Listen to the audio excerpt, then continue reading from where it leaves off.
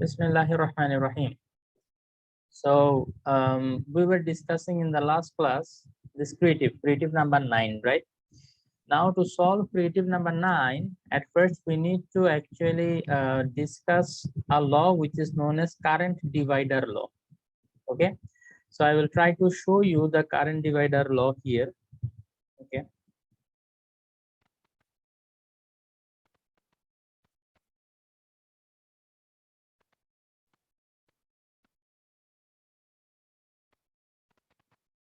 Okay. The current divider law. Here I will show you. Current divider law. This is something which we actually study in grade 12 in details, okay? But to solve couple of creative here, I have noticed that we have to actually use current divider law. That is why I will show you the equation only which we will use, okay? The rest of the things, inshallah, about the details of that equation, you will get to learn in HSC level, okay? So I will not bother you with so much details. Okay, now we will just take a look at the equation that we have to use, and then inshallah we will learn how to apply that in solving the problems. Acha. So current divider law, can you tell me in which case we will use current divider law, for series or for parallel? Can you tell me in which kind of connection we will use current divider law? Divider bole parallel ni mane hai sir, parallel. Parallel. Yes, we will use current divider law here in parallel connection, because in series the current does not get divided, right? We know that in series connection the current remains same, but in case of parallel connection the current is divided. So let us draw a parallel connection. Okay, let us say this is R1 and this is R2. So let us denote this point as A. So when the current I will come at the point A, now it will have two ways to go forward, right? So it will be divided into two parts. Okay, it will be divided into two parts, one into I1 and another part will go through this R2, I2. Okay, so R1 এর মধ্যে দিয়ে যে কারেন্টটা যাবে সেটাকে আমরা I1 ধরলাম, R2 এর মধ্যে দিয়ে যে কারেন্টটা যাবে সেটাকে আমরা I2 ধরলাম। খেয়াল করো, এই যে I2 টা এদিকে আসবে এবং I1 টা এদিক দিয়ে এসে আবার এই যে এটাকে যদি আমরা B পয়েন্ট ধরি, at point B they will be combined together again and they will flow back to the battery as current I. Because I কারেন্টটাই দুইটা ভাগে ভাগ হয়ে গেছিল, সেই দুইটা ভাগ যখন আবার মিলে যাবে তখন তারা আবার আই হয়ে যাবে, তাই না? একটু আমার সাথে কমিউনিকেট করিও, ঠিক আছে? তো এই যে কারেন্টটা ডিভাইড হয়ে যাবে, R1 এর মধ্য দিয়ে কতটুকু কারেন্ট ফ্লো হবে, R2 এর মধ্য দিয়ে কতটুকু কারেন্ট ফ্লো হবে, I1 এর I2 এর ভ্যালুটা কিরকম হবে, সেটাই মূলত কারেন্ট ডিভাইডার ল আমাদেরকে বলে, ঠিক আছে? তো কারেন্ট ডিভাইডার লটা হচ্ছে অনেকটা এরকম, I1 is equal to R2 divided by R1 plus R2 into I. And I2 এর ক্ষেত্রে এটা হবে অলমোস্ট সেম। দেখো নিচে R1 plus R2 এটা সেম থাকবে, ইনটু I এটা সেম থাকবে, R2 এর জায়গায় হবে R1। তোমরা হয়তো বলতে পারো স্যার এখানে I1 ছিল তো এখানে R2 কেন, এখানে তো R1 হওয়ার কথা না? খেয়াল করে দেখো, কারেন্ট আর রেজিস্ট্যান্স একটা আরেকটার সাথে ইনভার্সলি প্রপোর্শনাল, উল্টা রিলেশন একটার সাথে আরেকটা।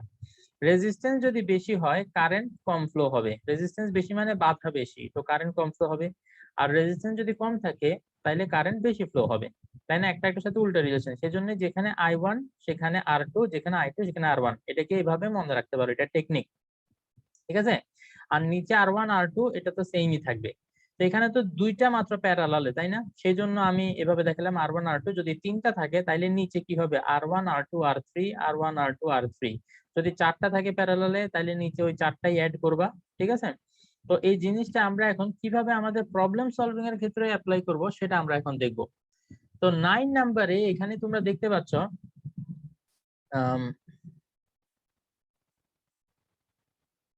এখানে আমি আমার একটু পয়েন্টারটা চেঞ্জ করে নিতে হবে, বিকজ ওইখানে যখন যায় তখন ইয়েলো কালারটা দেখা যায় না হোয়াইট স্ক্রিনের উপরে। আচ্ছা, সো এখানে দেখো এই যে পয়েন্ট, এই পয়েন্টের কথা যদি আমরা ডিনোট করি, এই পয়েন্টটাকে যদি আমরা এ পয়েন্ট ধরি, এই পয়েন্টে যে কারেন্ট আই আসবে, ধরলাম ব্যাটারি থেকে কারেন্ট আই বের হলে কারেন্ট আই এসে এখানে কি হয়ে যাবে, ডিভাইডেড হয়ে যাবে দুইটা ভাগে, I1 এবং এটা এখানে ভাগ হয়ে যাবে কিসে, I2। ঠিক আছে, I1 এন্ড I2 এই দুইটা পার্টে ভাগ হয়ে যাবে। তো এখন দেখো এটা আমাদের কেন লাগবে, আমাদের পাওয়ার বের করতে বলছে, তাই না? তো পাওয়ারের ফর্মুলা আমরা কি জানি, ডি নাম্বার সলভ করতেছি আমরা। ঠিক আছে, তো পাওয়ারের ক্ষেত্রে আমরা যেটা জানি সেটা হচ্ছে P is equal to I square R। তো এখন দেখো R1 এর মধ্য দিয়ে পাওয়ার কত বলছে না, পাওয়ার R1 এর পাওয়ার কত সেটা হিসাব করতে। তো R1 এর পাওয়ার এটা যদি আমরা হিসাব করতে চাই, তাহলে দেখো তো আমাদের R1 এর মধ্য দিয়ে কারেন্ট কতটুকু ফ্লো হয় সেটা জানতে হবে, ঠিক না? তো এখানে দুইটা কেস বলছে, যখন বোথ কিজ আর ক্লোজড, যখন দোনোটা কি, এই যে এটা এবং এটা দোনোটা কি যখন ক্লোজ থাকবে, তখন আমরা জানি কারেন্টটা আইটা এখানে এসে দুই ভাগে ভাগ হয়ে যাবে, কারণ দোনো দিক দিয়ে কি ক্লোজড এবং মানে সুইচ অন আর কি, যেটাকে আমরা বলি। তো সুইচ অন করলে দুই দিক দিয়ে আসলে কারেন্টের ফ্লো হবে। তো তখন আমার জানতে হবে এই যে আইটা যে I1 আর I2 তে ডিভাইড হয়ে গেল, তো সে I1টা কত সেটা আমার তখন জানতে হবে। তো এই I1টা জানতে হইলে আমরা জানি যে এই যে I1 এর যে ফর্মুলাটা, I1 ইজ ইকুয়াল টু, আমরা জানি এখানে R2, খেয়াল করো এখানে R1 হচ্ছে কিন্তু এটা, আর R2 যেটা আমরা আগের সার্কিটে দেখছিলাম সেটা কিন্তু এই দুইটা মিলে। যদি আমরা একটু আগের সার্কিটে ব্যাক যাই, খেয়াল করো এখানে R1টা তো আমাদের এখানের সাথে মিলে যায়, তো R2 এখানে একটা মাত্র রেজিস্ট্যান্স, তার মানে কি এখানে যদি মোর দ্যান ওয়ান রেজিস্ট্যান্স থাকে তাদের ইকুইভ্যালেন্ট রেজিস্ট্যান্স যেটা সেটাকে আমরা R2 হিসেবে ধরবো। এই যে R2, ঠিক আছে, এই R2টা কি নিব, যদি এই লাইনে মোর দ্যান ওয়ান রেজিস্ট্যান্স থাকে তাহলে ইকুইভ্যালেন্ট রেজিস্ট্যান্স যেটা সেটাকে আমরা R2 হিসেবে নিব। তো তাইলে এখানে দেখো এই যে এখানে R2 আর R3 দুইটা আছে, এরা দুইটা মিলে যে ইকুইভ্যালেন্ট রেজিস্ট্যান্সটা দিবে সেটাকে আমরা ওই যে আগের যে ইকুয়েশনটা আমরা আগের স্লাইডে দেখলাম ওখানে R2 হিসেবে ইউজ করব। তো তাইলে এখানে খেয়াল করো আমাদের এই যে এই সেকেন্ড লাইনে ইকুইভ্যালেন্ট রেজিস্ট্যান্সটা কত সেটা আমরা RS দিয়ে চাইলে কিন্তু বের করে ফেলতে পারি, 4 + 2, তাই না? তাইলে 6 ওহম। তো তাইলে এখন যদি আমি এই সার্কিটটাকে, আমি একটু আগে যে সার্কিটটা এক্সপ্লেইন করছি সেই সার্কিটের মতো করে ড্র করি, তাইলে এটা কিরকম হবে দেখি বলো তো। এরকম। তো R1 হবে কত, 4, R1 ইকুয়াল টু হবে 4 ওহম, আর নিচে যেটা সেটা হচ্ছে এই যে যেটাকে আমরা R2 ধরতেছিলাম আগের স্লাইডে, এখানে সেটা RS, এটা ইকুয়াল টু হচ্ছে 6 ওহম। এই যে যে দুইটা এখানে আছে এই দুটোটা মিলে যেটা হবে সেটা। তো এখন এখানে কি হবে, কারেন্ট আইটা এসে ডিভাইড হয়ে যাবে, I1 এদিকে আর এদিকে যাবে হচ্ছে I2। আচ্ছা, তো এখানে তাইলে আমার কি লাগবে, তো যেহেতু ওখানে আমরা R2 বসাচ্ছিলাম, এখানে RS RS হবে। ভেরি গুড, ভেরি গুড, মাশাআল্লাহ, তোমরা এটা বুঝতে পারছো। তাইলে R1 প্লাস R2 না, সেটা RS হবে, ইনটু হবে আমাদের এখানে I। তো খেয়াল করো RS এর ভ্যালু আমরা জানি, R1 এর ভ্যালু আমরা জানি, কিন্তু I এর ভ্যালুটা কি আমরা জানি? I এর ভ্যালুটা কিন্তু আমরা জানি না। তো I এর ভ্যালুটা আমরা বের করে নিতে পারি কিভাবে, আমরা জানি E is equal to I into R plus R। তো এখানে ইন্টারনাল রেজিস্ট্যান্স এটা কিন্তু আমাদের দেয়া নাই, তাই না? ইন্টারনাল রেজিস্ট্যান্স যেহেতু দেয়া নাই, তো আপাতত আমরা এটাকে ইগনোর করব, যখন দেয়া থাকবে তখন ওইটাকে আমাদের কাউন্ট করতে হবে। ঠিক আছে, ওইটাকে আমরা এখন আপাতত 0 ধরে নিব। তো E equal to I R count করলে এখান থেকে আমাকে বলো তো এই যে আরটা আমরা ইউজ করব সেটা কি, equivalent resistance of the circuit, equivalent resistance of the circuit. তো তাহলে সি তে তোমরা ইকুইভ্যালেন্ট রেজিস্ট্যান্স হিসাব করছো না, এই যে সি তে আমি দেখতে পাচ্ছি তোমরা ইকুইভ্যালেন্ট রেজিস্ট্যান্স হিসাব করার কথা। তো তাহলে ইকুইভ্যালেন্ট রেজিস্ট্যান্সটা কত আসছে একটু আমাকে বলো তো।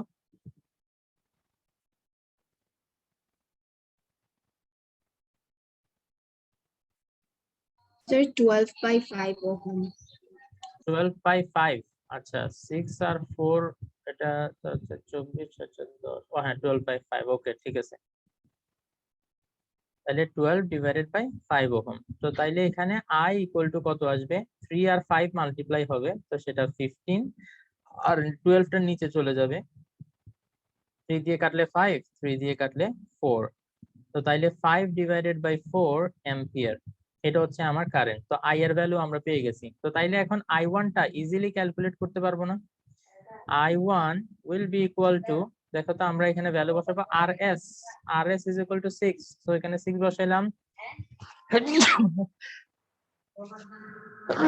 আলহামদুলিল্লাহ, সরি। আচ্ছা, R1 হচ্ছে এখানে কত, 4 প্লাস RS এটা হচ্ছে 6 ইনটু I এর ভ্যালু, I হচ্ছে 5 divided by 4। So what will be the value of I1 here? Okay, 2 দিয়ে কাটলে এটা 3 হয়, 2 দিয়ে কাটলে এটা 2 হয়, আর 6 প্লাস 4 এটা 10 স্যার হয়। এখানে 3 কই পাইছেন স্যার? এইটা বুঝেনি কি? এই যে হ্যাঁ দেখতেছো, আমি দেখাচ্ছি যে ও 3 3 ভোল্ট, এটা ওখানেই তো দেয়া আছে। আচ্ছা, এত ছোট দেখাই জানি। আহ, আর এখানে কি হবে, 3/10 ইন্টু 5/2, তো 5 দিয়ে 10 কে কাটলে আবার 2 হয়, তো তাইলে 3 ডিভাইডেড বাই 4। তো I1 আমরা পেয়ে গেছি, তাই না? তো তাইলে আমরা I1 এর ভ্যালুটা এখানে বসাবো। এই যে পাওয়ার থ্রু মানে R1 রেজিস্ট্যান্সের পাওয়ার আমরা যদি ক্যালকুলেট করি, তাইলে ওটার মধ্যে দিয়ে কারেন্ট যাচ্ছে I1, সো I1 স্কয়ার, আর হচ্ছে R1। তো 3/4 হোল স্কয়ার ইনটু আর, আর কত, আর হচ্ছে 4। তো তাইলে এটা হবে 9 ডিভাইডেড বাই 4, তাই না? আমার তো 9 ডিভাইডেড বাই 4 আসে, তোমরা একটু দেখো তো তোমাদের এটা আসে কিনা।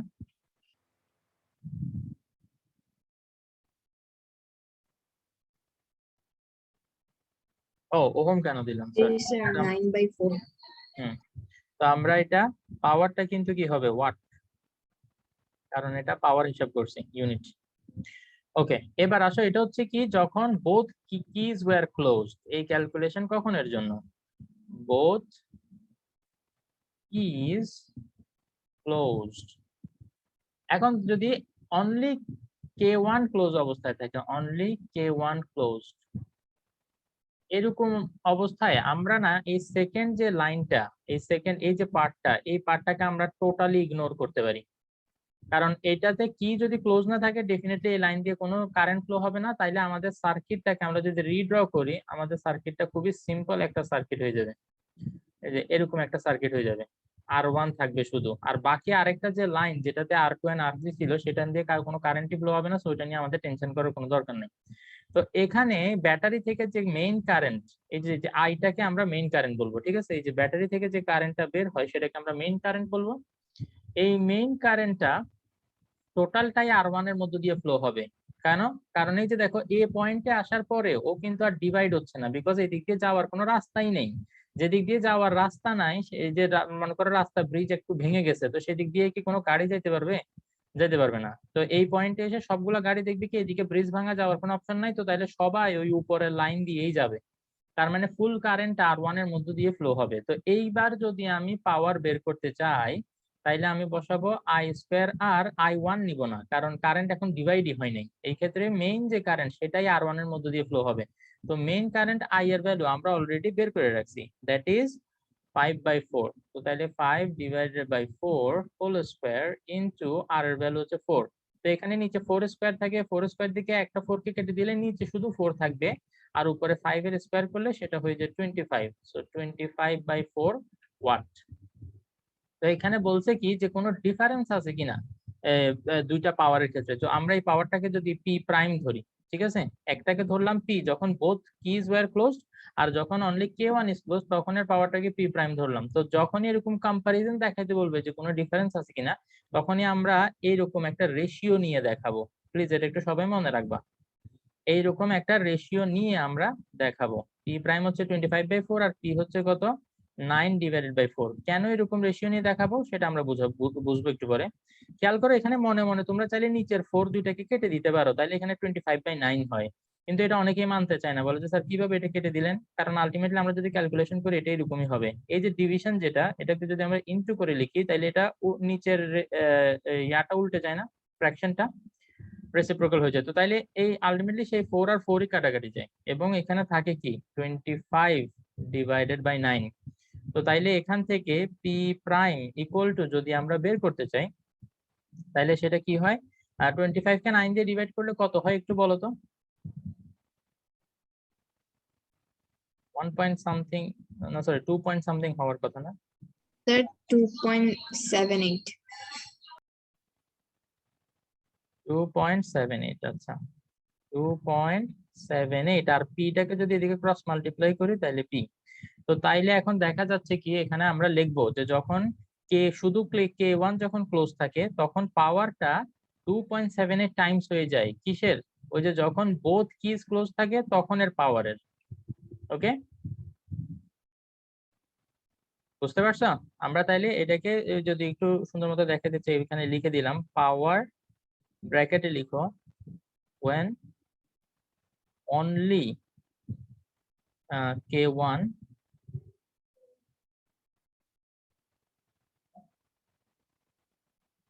বাট আমার নরমাল লিখতেছে না। when k1 is closed equal to এটা হচ্ছে 2.78 times of the power ব্র্যাকেটে লিখে দিবে when both keys are closed।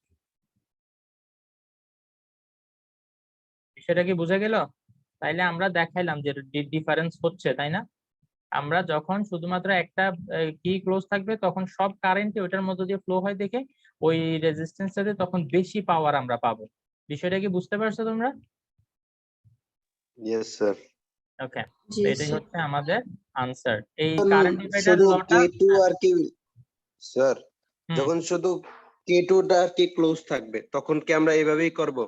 ওই আর কি তখন R2 R3 থেকে আমরা RS এ কনভার্ট করব। হ্যাঁ কনভার্ট করে তারপরে ওই দুটোটার মধ্যে দিয়ে কিন্তু সেম কারেন্ট, এই যে দেখো R2 আর RS এদের মধ্যে কিন্তু কারেন্ট ডিভাইড হবে না। এই যে I2 টা যে এদিকে আসছে, আমার পয়েন্টারটা কি তোমরা দেখতে পাচ্ছ? লেজার দিয়ে দেখলে একটু বেটার দেখবা। এই যে I2 টা যে এদিকে ঢুকলো, ঢোকার পরে R2 আর R3 এর মধ্যে দিয়ে কিন্তু এই I2 অ্যামাউন্টের কারেন্টই ফ্লো হবে। I2 কিন্তু মাঝখান থেকে ডিভাইড হওয়ার আর চান্স পাচ্ছে না, তাই না? সো R2 আর R3 দুটোটার মধ্যে দিয়ে I2 কারেন্টই ফ্লো হবে। তো I2 কারেন্টটা তখন তোমার ফাইন্ড আউট করতে হবে যখন বোথ কিজ ক্লোজ থাকবে এবং তোমাদেরকে R2 আর R3 এর পাওয়ার বের করতে বলবে, ঠিক আছে? তো I2 টা তো বের করতে পারবা, যেভাবে I1 বের করছি ঠিক সেভাবে I2 ও তোমরা বের করতে পারবে ইনশাআল্লাহ, ঠিক কি না? ইয়েস স্যার, ইনশাআল্লাহ।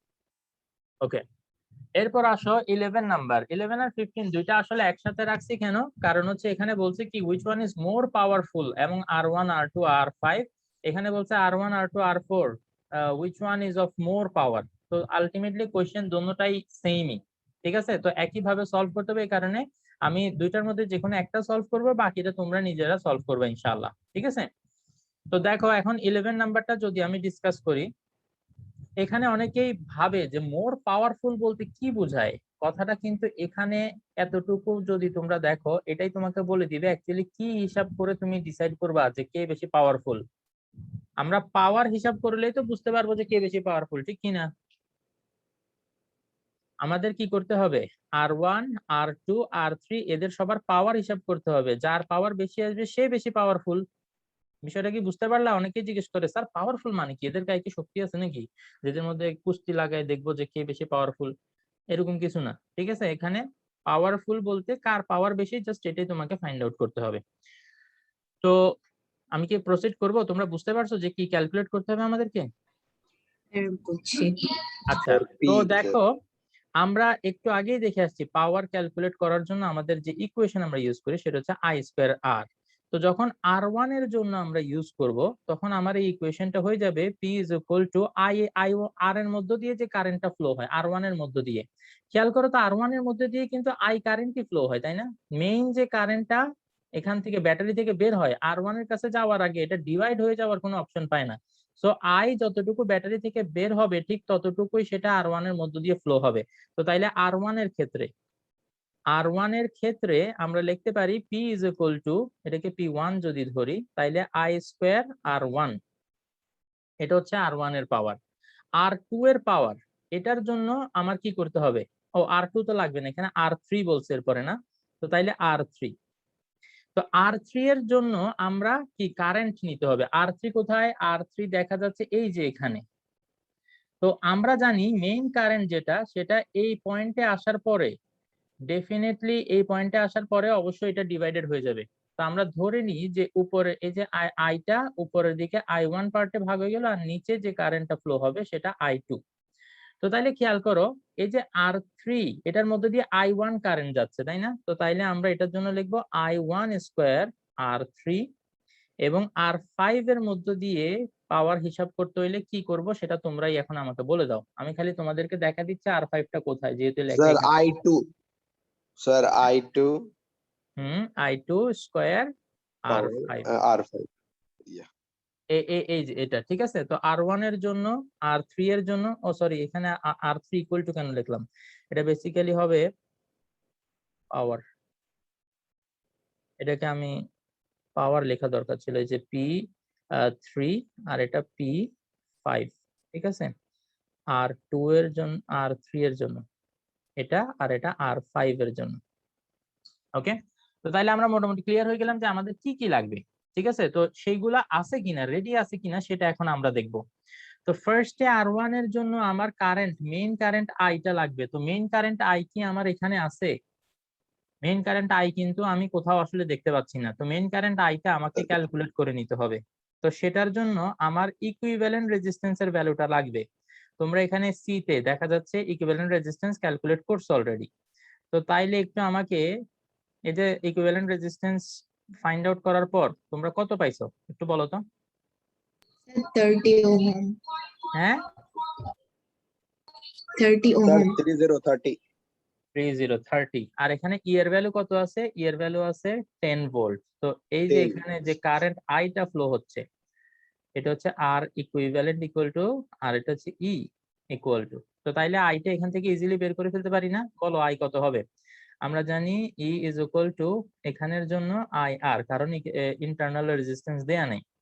তো তাইলে ই এর ভ্যালু হচ্ছে 10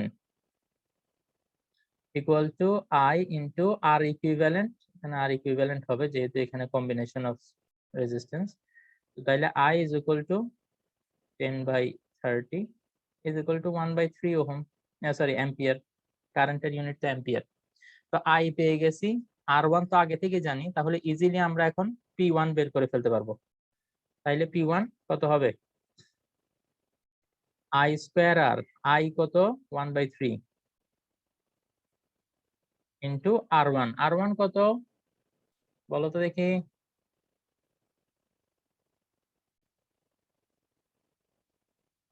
বলতে পারতেছো না, না? আচ্ছা, তো তাহলে এটা 10/9 ওয়াট। তো পাওয়ার আমরা R1 এর জন্য বের করে ফেললাম। এবার আমরা দেখি R3 এর জন্য। R3 এর জন্য আমার I1 বের করা লাগবে। তো এই আই কারেন্টটাই দুইটা ভাগে ভাগ হয়ে যাবে, তাই না? কিন্তু আমরা জানি এখান দিয়ে কত কারেন্ট ফ্লো হচ্ছে সেটা জানার জন্য এই পার্টের ইকুইভ্যালেন্ট রেজিস্ট্যান্স নিতে হবে আমাকে, ঠিক আছে। তো এই সার্কিটটাকে আমি আবার একটু রিড্র করব। এখানে খেয়াল করো, এটা হচ্ছে R1, এটা হচ্ছে R2, এবং এখানে এসে কারেন্টটা ডিভাইড হয়ে যাবে এবং R3 R4 মিলে একটাকে বানাই ফেলতে হবে। তখনই আমরা ওই যে কারেন্ট ডিভাইডার লটাকে ইউজ করতে পারবো। বুঝো, এখানে কারেন্ট ডিভাইডার লটা ইউজ করতে পারার জন্য, তো 10 আর 20 এটা সিরিজে আছে, এটার ইকুইভ্যালেন্ট রেজিস্ট্যান্স নিলে কি হয়ে যাবে? 30। আর এদিকে কত আছে? এদিকে আছে 20। তো কারেন্ট যেটা আসতেছে আই, কারেন্ট যেটা আসতেছে I is equal to, we got 1/3, ঠিক আছে। এটা হচ্ছে আমাদের তো তাইলে আমরা এখন ওই যে I1 হিসাব করব। I1 হিসাব করার জন্য আমাদের কি লাগে? এই যে উপরে লাগবে, যে এটার মধ্য দিয়ে কারেন্ট ফ্লো হিসাব করতেছি না, তাইলে এই রেজিস্ট্যান্সটা বসাবো। মনে আছে ওই যে কারেন্টের সাথে উল্টা relation, 30 plus 20 into I. I হচ্ছে কত? 1/3। কারেন্ট ডিভাইডার লটা ইউজ করলাম। তো তাইলে এখানে কত আসবে? 50 আর উপরে 20 ইন্টু হচ্ছে 3। তো তাইলে 10 দিয়ে কাটলে বোঝা যাচ্ছে উপরে 2 হবে, 10 দিয়ে কাটলে 5 হবে, তাইলে 2/15।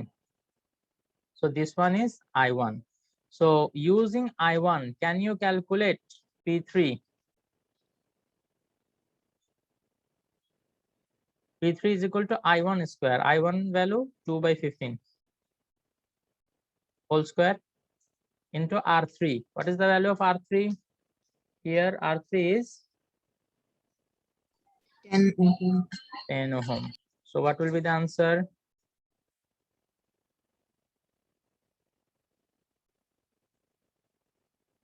5 দিয়ে কাটলে 2, 5 দিয়ে কাটলে 4 5, so 8/45 না?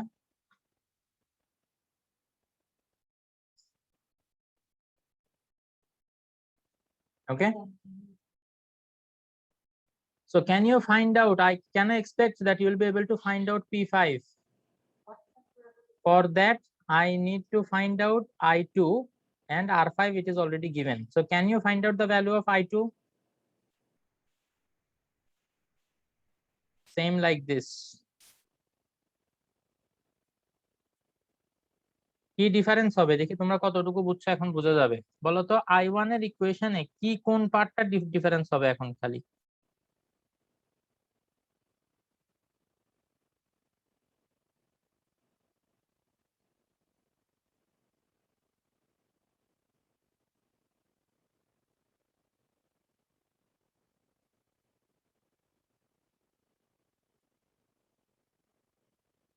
বলতে পারবা নাকি না? Sir, I2, resistance এ difference হবে। হ্যাঁ তাহলে বলো তো কি লিখবো I2 বের করার সময়? ফার্স্টে এগুলা বলো কোন জিনিসগুলো সেম থাকবে, অন্তত এটা বলতে পারো নাকি দেখি। এই যে এখানে যেগুলো লিখছি এখানের মধ্যে কোনটা কোনটা সেম থাকবে? স্যার I2 তো আমাদের বের করতে হবে না স্যার? হ্যাঁ সেটাই তো বের তো করতেছি, কিন্তু এখানে কি কি বসাবো সেটা তো তোমরা আমাকে বলবা না। উপরে কি লিখবো নিচে কি লিখবো, তাইলে না আমি বুঝতে পারবো যে তোমরা বুঝতে পারছো।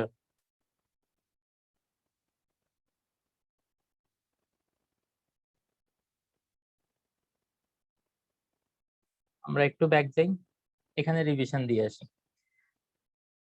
I1 R2, I2 R1. So R1 and R2, it is given here right at the bottom.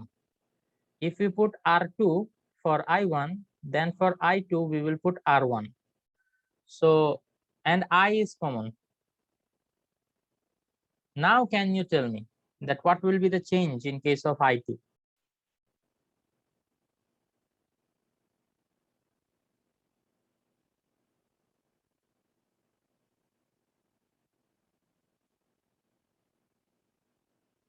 Nahrin বুঝতে পারো নাই? Sir, স্যার কনফিউজ লাগতেছে স্যার। 30 লিখতে হবে 20 এর জায়গায়। Very good. আমরা দেখলাম যে একবার যদি নিচে 20 থাকে তাইলে উপরে 20, হ্যাঁ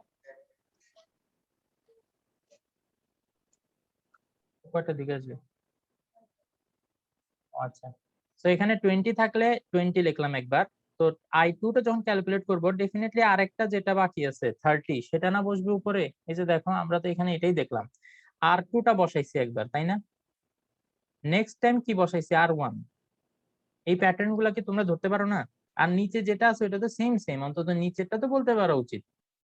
নিচে যেটা আছে এটাতে কোনো চেঞ্জ নাই, I যেটা সেটাতে কোনো চেঞ্জ নাই, এই জিনিসগুলো কি তোমরা আমাকে বলতে পারা উচিত না?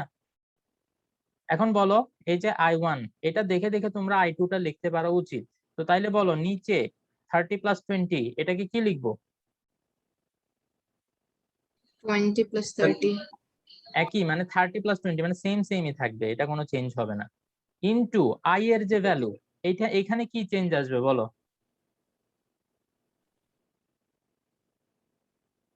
স্যার I এর তো ভ্যালু চেঞ্জ হবে না না? তো I এর ভ্যালু সেম থাকবে। এখন বলো উপরে কোন নাম্বারটা লিখবো? একবার তো আমরা স্যার 20 20 এর 30 জায়গায় 30 হবে স্যার, 20 এর হুম, জায়গায় 30। একটু মনোযোগ দিয়ে দেখলেই তোমরা বলতে পারতেছো, কিন্তু জানি না কেন মাঝে মাঝে তোমরা এরকম করো। আচ্ছা ঠিক আছে, তো এখন এখান থেকে এটা যদি কাটাকাটি করো 3 দিয়ে কাটলে এটা হয়ে যাবে 10, so 10/50, so it will be equal to 1/5। ঠিক আছে, তো I2 এর ভ্যালু পেয়ে গেছো, so 1/5 whole square into R5 এর ভ্যালু কত বলো? এই যে R5 20। তো তাইলে এখন কি হবে 1/25 ইনটু 20, 5 দিয়ে কাটলে 5, 5 দিয়ে কাটলে 4, so 4/5 ওয়াট। বলো এই I1 I2 এগুলো বের করাতে কি কোনো সমস্যা আছে? কারেন্ট ডিভাইডার ল এটা অ্যাপ্লাই করতে কি তোমাদের কোনো সমস্যা আছে?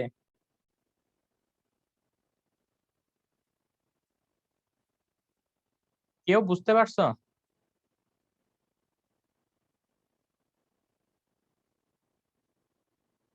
Is there anyone in the class who understood? Yes sir. Sir বুঝছি, কিন্তু স্যার এই লেখাগুলা স্যার একটু অন্যরকম এই কারণে স্যার কনফিউজ লেগে যেতেছে। একবার মনে হচ্ছে এটা, একবার মনে হচ্ছে প্র্যাকটিস করতে হবে বাসা। তো 15 নাম্বারটা তোমরা সেম ভাবে সলভ করবা। 15 নাম্বারটা যদি সলভ করতে পারো তাহলে বুঝবা যে তুমি এটা বুঝতে পারছো। ওকে, এখন আমাদের 3 মিনিট আছে, আমরা শেষ করার চেষ্টা করবো, এটা সমস্যা নেই। এখানে বলছে যে how to arrange the resistances of the circuit to get almost 3.14 watt electric power. আমাকে পাওয়ার কত পাইতে হবে সেটা বলে দিচ্ছে, 3.14 ওয়াট।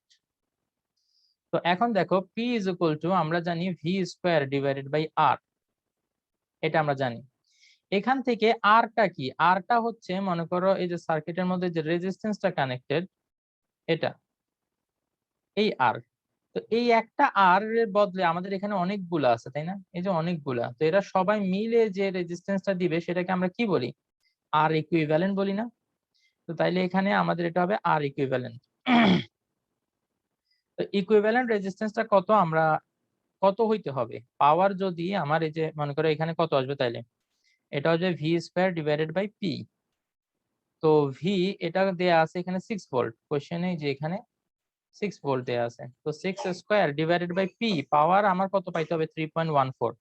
এত পাওয়ার পাওয়ার জন্য আমাকে কি হইতে হবে দেখে বলো তো, আর ইকুইভ্যালেন্ট কত হইতে হবে? এটা করলে 11 পয়েন্ট সামথিং আসে, তাই না? কত আসে বলো তো? 11.36 নাকি এরকম কিছু একটা আসে, দেখো তো। একটু ফাস্ট ফাস্ট বলিও, ঠিক আছে? অঙ্কটা শেষ করতে চাই।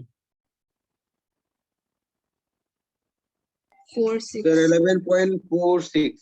11.46 ওহম। 46 তার মানে হচ্ছে এই যে এখানে যে রেজিস্ট্যান্স গুলা আছে এগুলাকে কিভাবে সাজাইলে এরা আমাকে 11.46 দিবে, এটাই ওরা জানতে চাচ্ছে। How to arrange the resistances to get this much electric পাওয়ার।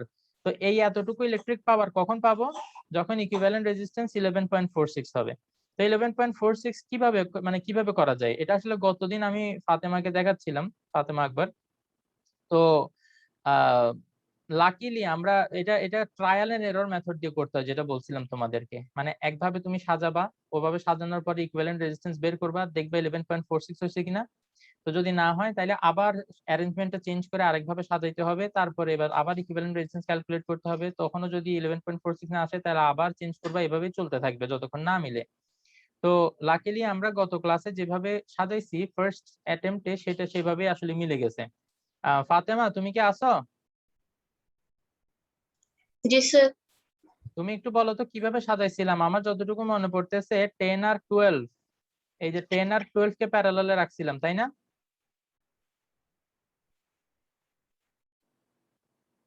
তোমার খাতা কি আছে তোমার সামনে নাকি নাই? তুমি তো ক্লাসের মধ্যে ঘুমাও। এই যে আর বাকি দুইটা 12 কে আমরা প্যারালালে রাখছি। তো এই যে এইভাবে যদি সাজাই, তোমরা এখন এখান থেকে ইকুইভ্যালেন্ট রেজিস্ট্যান্সটা একটু বের করার ট্রাই করবা। আমার মনে হচ্ছে ইকুইভ্যালেন্ট রেজিস্ট্যান্সটা এইভাবে সাজাইলে 11.46 চলে আসে। গতকালকে করছিলাম বাট আজকে আবার ভুলে গেছি। সো তোমরা একটু এভাবে করে দেখবা, ঠিক আছে? যে মানে 10 এখানে 4টা রেজিস্ট্যান্স, তাই না? 10 আর 12 এর 3টা। তো তাইলে এখানে 12 এর আমরা 3টাই রাখছি, 10 এর একটা। তো অ্যারেঞ্জমেন্টটা